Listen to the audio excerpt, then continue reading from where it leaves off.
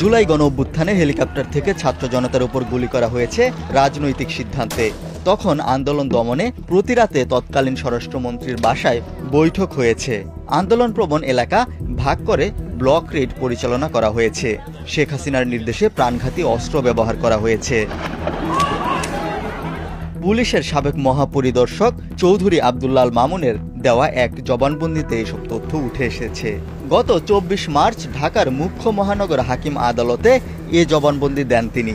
আন্তর্জাতিক অপরাধ ট্রাইব্যুনালের এক মামলায় তার দেওয়া এ জবানবন্দির বিস্তারিত সম্প্রতি জানা গেছে।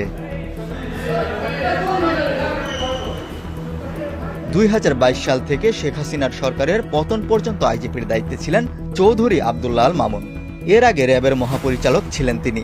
তার জবানবন্দিতে রাতের ভোট হিসেবে পরিচিত ২০১৮ সালের জাতীয় নির্বাচন, গুম, গোপন বন্দিশালা, জুলাই আন্দোলন দমনের বিভিন্ন কৌশল, আওয়ামী লীগ ও শেখ হাসিনার ভূমিকার কথা উঠে আসে।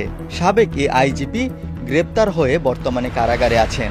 জুলাই গণঅভ্যুত্থানের সময় সংগঠিত মানবতা বিরোধী অপরাধের একটি মামলায় তিনি অ্যাপ্রোভার বা রাজসাক্ষী হয়েছেন। জবানবন্দিতে চৌধুরী আব্দুল্লাহ আল মামুন বলেন, আন্দোলন দমনের উদ্দেশ্যে এক পর্যায়ে হেলিকপ্টারের মাধ্যমে আন্দোলনকে নজরদারি, গুলি করা ও ভীতিকর পরিবেশ সৃষ্টির উদ্দেশ্যে গোপন পরিকল্পনা করা হয়। আমি পরে জানতে পারি র্যাবের ডিজি হারুনুর রশিদের পরিকল্পনায় ও সেনাবাহিনীর সহযোগিতায় হেলিকপ্টার ব্যবহার করা এবং অপারেশন পরিচালনা করা হয়। তবে পুলিশ প্রধান হিসেবে আমি উক্ত কার্যক্রমের সঙ্গে যুক্ত ছিলাম না। মূলত রাজনৈতিক সিদ্ধান্তে হেলিকপ্টার মোতায়েন করা হয়।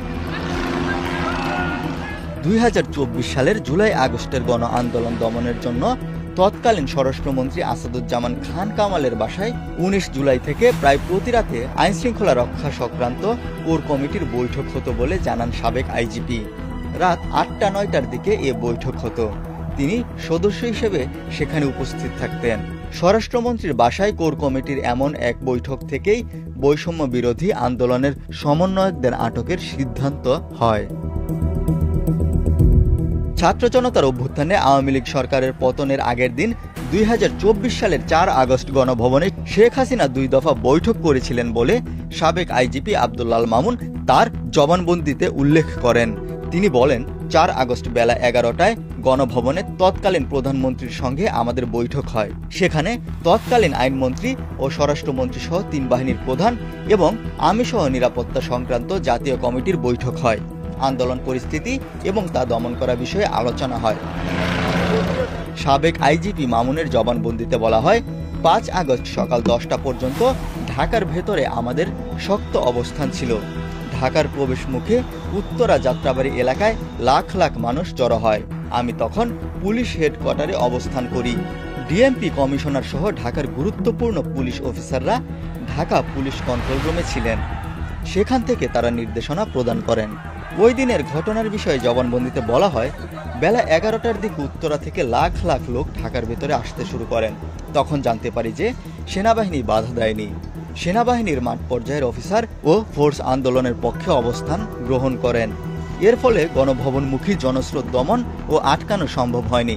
বেলা ১টার দিকে ঢাকার ভেতরে মানুষ রাস্তায় নেমে আসে। প্রধানমন্ত্রীর কার্যালয় থেকে আমাদের বলা হয় মহাখালী এলাকায় জনস্রোত আটকানোর জন্য। আমি ৫ আগস্ট দুপুর 12:30 থেকে ১টার মধ্যে বুঝতে পারি যে সরকারের পতন হবে, প্রধানমন্ত্রী ক্ষমতা ছেড়ে দিবেন। এটা আমি এসবির মাধ্যমে জানতে পারি।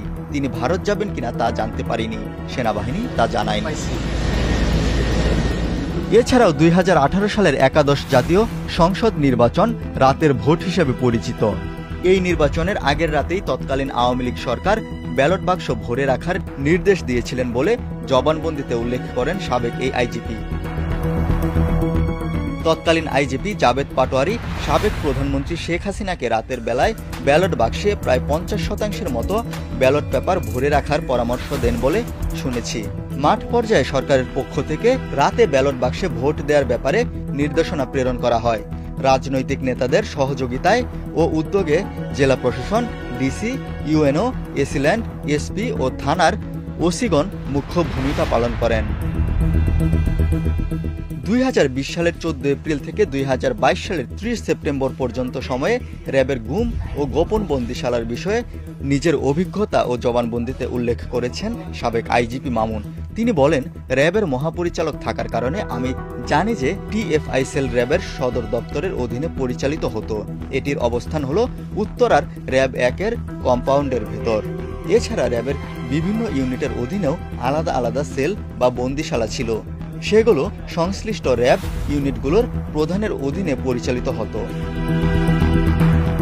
5 পৃষ্ঠার জবানবন্দি শেষে সাবেক আইজিপি বলেন, বৈষম্য বিরোধী আন্দোলন দমন করতে গিয়ে সরকারের নির্দেশনায় এবং অতি উৎসাহী পুলিশ অফিসার ও পুলিশ বাহিনীর অতিরিক্ত বল প্রয়োগ এবং জনগণের উপর গুলি করা সহ নির্বিচারে নির্যাতন, গ্রেপ্তার ও অসংখ্য মানুষকে আহত ও হত্যা করায় সাবেক পুলিশ প্রধান হিসেবে আমি লজ্জিত, অনুতপ্ত ও ক্ষমাপ্রার্থী। আমি আমার ভূমিকা সহ সার্বিক চিত্র বর্ণনা করার উদ্দেশ্যে এই জবানবন্দি প্রদান করলাম।